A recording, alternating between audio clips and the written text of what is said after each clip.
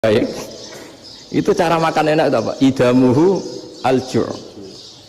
Lauk terbaik adalah karena kita sangat lapar. Makanya masyhur dalam cerita-cerita tarikh sirah nabawiyah. Nabi diberi hadiah, beberapa hadiah. Di antaranya ada yang diterima, ada yang enggak. Termasuk yang dikembalikan itu dokter. Ada seorang raja memberi hadiah Nabi dokter Tobit. Itu sama Nabi dikembalikan. Karena dokter ini sudah lama kumpul Nabi itu nggak pernah sakit. Akhirnya dokter ini putus asa, ini nggak perlu diobatin. Ketika ditanya, kenapa ya Rasulullah engkau tidak pernah sakit? Karena kita ini kaum, kita ini komunitas masyarakat yang tidak akan makan kecuali lapar. Dan kalau sudah makan berhenti sebelum kenyang. Jadi sederhana sekali pengobatan zaman Nabi. Sebagian besar penyakit itu pasti disebabkan kita ceroboh dalam hal makan. Sudah ngerti kalau durian masalah, kalau makan durian enggak kehitung gitu. Apalagi kalau gratisan itu tambah banyak gitu. Pola tidur juga gitu kata Nabi, dan kita tidak tidur kalau tidak sangat ngantuk. Nah, itu namanya orang-orang soleh yang sudah ada didikte materi. Kalau yang didikte materi kan bisa tidur nyenyak kalau kasurnya enak, AC gini-gini. Sebenarnya enggak, tidur enak itu ya kalau sangat ngantuk. Mbok di gudang, mbok di bis, kalau sangat ngantuk ya semuanya ya enak. Sama, mbok lapar, mbok hanya tempe, tapi kalau sangat lapar itu ya enak. Nah ini ilmu yang mulai hilang, ilmu-ilmu yang mulai hilang. Nah, cara ibadah juga gitu. Kita ini kan, saya ini punya bapak kiai, mbah kiai, punya guru yang sangat alim ya seorang kiai Kiai Maimun. Itu dulu kita pengkaji ilmu, itu tidak pernah tahu bedanya NU dan Muhammadiyah. Karena dulu Mbah Darwis itu, Kiai Dahlan itu, dulu ngajinya bersama Mbah Hasyim ketika di Indonesia yang ngaji Mbah Soleh Darat. Mbah Soleh Darat itu dulu ngajinya sama buyut saya ke-6, namanya Mbah Soleh Asnawi di Kudus. Mbah Soleh Darat itu dulu alim-alimnya orang Jawa ya Mbah Soleh Darat, Soleh bin Umar. Tempatnya di Semarang, tapi beliau itu sebenarnya orang Jepara yang dekat Kudus. Setelah di Mekah, Mbah Hasyim ini mondoknya ya, mulazimnya ke Syekh Mahfud Termas. Tapi sesekali ke Syekh Khotib Minangkabau. Nah yang Mbah Ahmad Dahlan lebih sering ke Syekh Khotib Minangkabau, sesekali ke Mbah Mahfud. Singkat cerita, karena Syekh Khotib Minangkabau sudah modern ya, terlibat organisasi dunia. Pas itu beliau pengagum Muhammad Abduh, pengagum Rasid Ridho, sehingga bawaannya Mbah Dahlan itu lebih pergerakan karena beliau lebih mengidolakan Syekh Khotib. Nah Syekh Khotib sendiri sebenarnya orang Minangkabau. Jadi beliau namanya Muhammad saja sebenarnya. Jadi menantunya orang Arab. Oh itu dicibir mertuanya ini karena punya mantu orang Jawa, orang ndak Arab.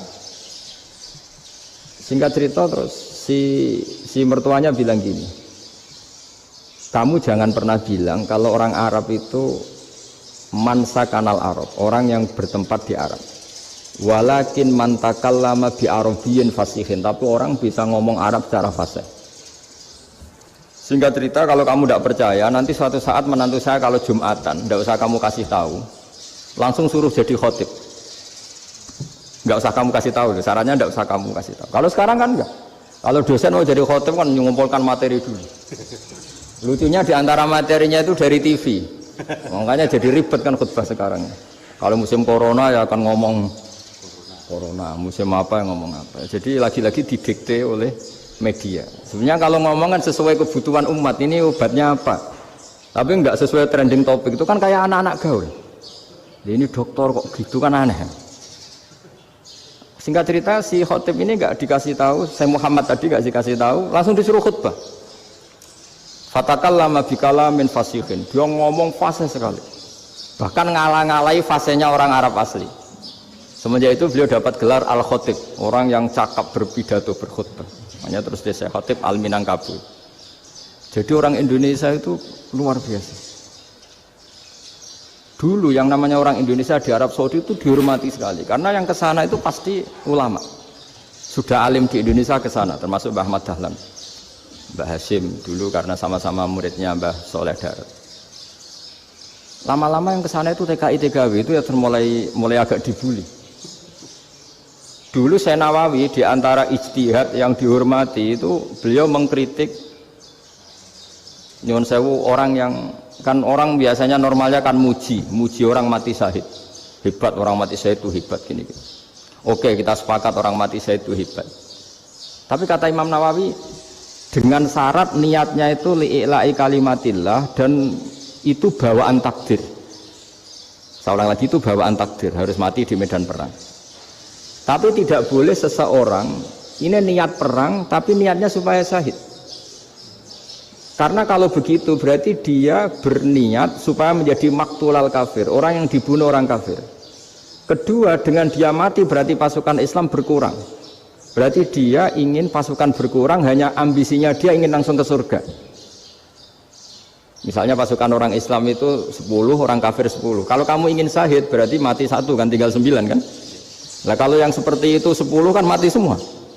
Gara-gara ingin syahid akhirnya perangi rapati tenanan, benang mati, benang mlebu swarga. Kata Syekh Nawawi, ya enggak. Kalau kamu perang sama orang kafir ya niat menang. Dengan niat menang ini kamu ingin li'ila'i kalimatillah. Tapi kalau kamu ingin syahid berarti kamu menuruti keinginan nafsu kamu yang cepat masuk surga. Itu orang Arab kagumnya bukan main. Karena di mana-mana orang itu dinilai dari niatnya. Paham ini ya? Tapi perang loh ya, dalam kondisi perang, bukan teroris. Perang itu artinya orang kafir yang ingin bunuh kita, itu perang namanya apa? Perang. Dulu orang cerita syahid itu hanya pokoknya syahid itu hebat, pokoknya syahid itu hebat.